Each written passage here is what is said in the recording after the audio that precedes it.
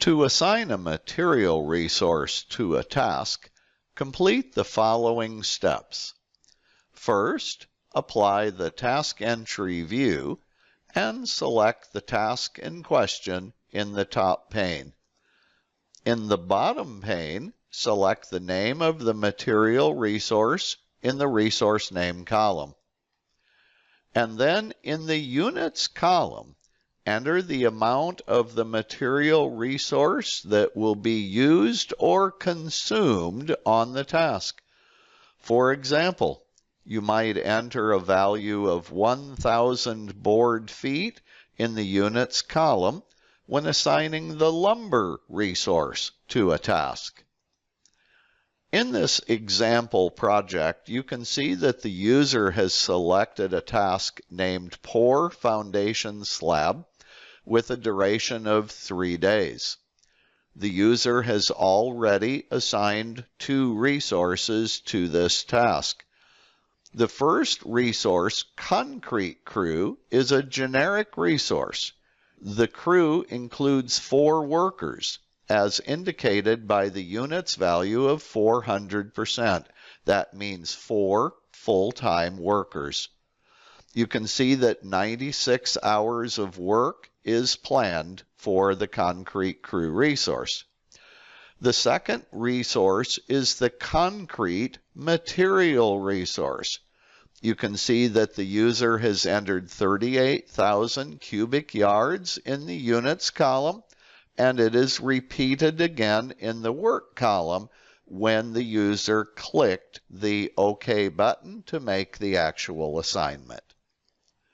So let's take a look at how to assign a material resource to a task.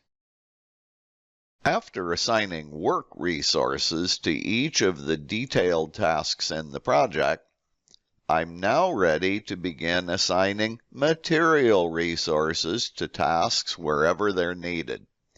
I do recommend that you use the Task Entry view for assigning material resources.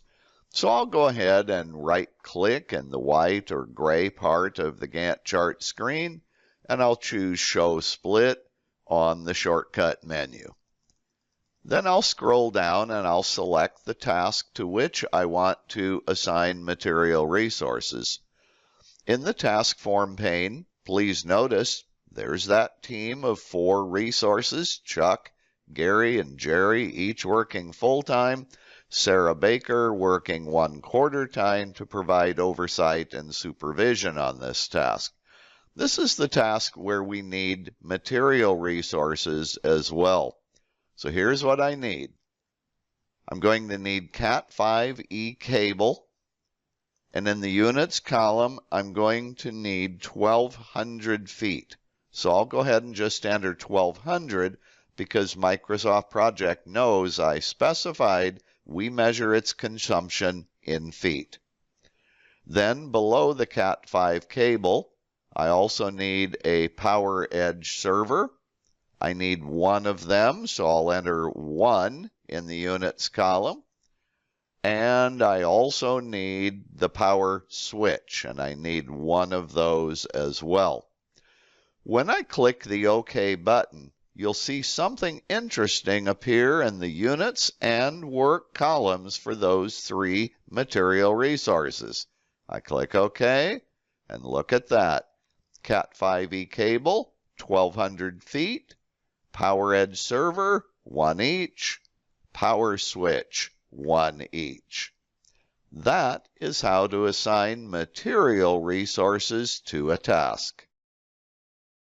Please pause this video now and complete hands-on exercise 5-3.